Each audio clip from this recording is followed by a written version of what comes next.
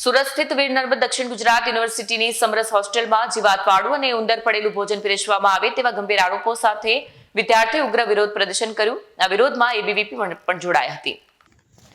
સુરત સ્થિત વીર નર્મદ દક્ષિણ ગુજરાત યુનિવર્સિટીની સમરસ હોસ્ટેલમાં જીવાતવાળું અને ઉંદર પડેલું ભોજન પીરસવામાં આવે છે તેવા ગંભીર આરોપ સાથે વિદ્યાર્થીઓએ ઉગ્ર વિરોધ પ્રદર્શન કર્યું। આ વિરોધમાં એબીવીપી પણ જોડાઈ। સમરસ હોસ્ટેલના વિદ્યાર્થીઓએ ભોજનની ગુણવત્તા ખરાબ હોવાના આરોપ સાથે જીવાતવાળા ભોજનના વિડીયો પણ રજૂ કર્યા। ભોજનની ગુણવત્તા સુધારવામાં ન આવે ત્યાં સુધી વિરોધ ચાલુ રાખવાની ચેતવણી સાથે વિદ્યાર્થીઓ હોસ્ટેલ બહાર ધરણા કર્યા।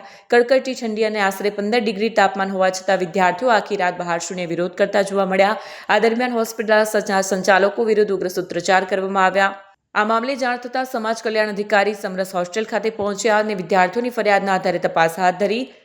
અધિકારીએ જણાવ્યું હતું કે વિદ્યાર્થીઓની ફરિયાદને ધ્યાને લઈને ગાદલાની વ્યવસ્થા કરવામાં આવશે। જીવાતવાળું ભોજન પીરસવાના આરોપ અંગે નાયબ નિયામકે સ્પષ્ટતા કરી છે કે સમરસ હોસ્ટેલમાં ભોજન સંબંધિત ફરિયાદો માટે રજિસ્ટર મેન્ટેન કરવામાં આવે છે, પરંતુ અત્યાર સુધી કોઈ વિદ્યાર્થી દ્વારા જીવાતવાળું ભોજન અંગે નોંધાયેલ ફરિયાદ નથી। તેમનું કહેવું હતું કે એબીવીપી દ્વારા આ બાબતે ફરિયાદ કરવામાં આવી છે।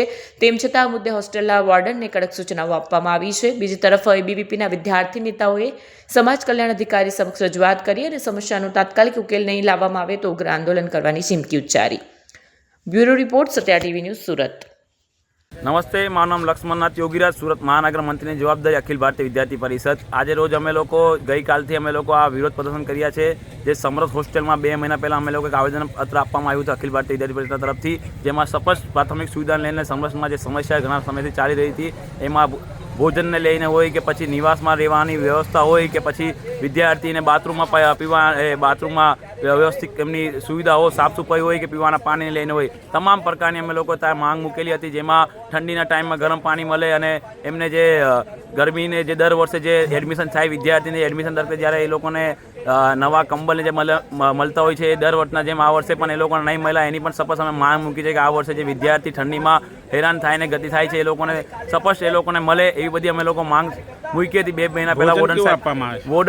વોર્ડનને કહેવામાં આવ્યું ભોજન કેવું આપવામાં? ભોજન અતિથિ એકદમથી જે ખાવા યોગ્ય બિલકુલ નથી, ગુણવત્તામાં કંઈ નથી, જે ફૂડ વેસ્ટ કહેવાય એનાથી પણ ખરાબ। જેમાં તમે બધા વિડીયો જોયો છે, જે વિડીયોમાં એક ભોજનમાં જે ચૂવા નીકળ્યા છે, ચૂવાના કરતાં તો હજુ બીજા પણ ઘણા બધા ખાવામાં જે કહેવાય છે કે જેનાથી વિદ્યાર્થી બીમાર પડી જાય છે। ઘણા બધા વિદ્યાર્થીઓ એમ પણ હતા કે જે લોકો બીમાર પડી જતા હતા ઠંડીના કારણે, કેમ કે ઠંડી પડે એના લીધે ખાવાના ભોજનના ગુણવત્તા બિલકુલ એકદમ લો ક્વોલિટી જેવું તો ભોજન।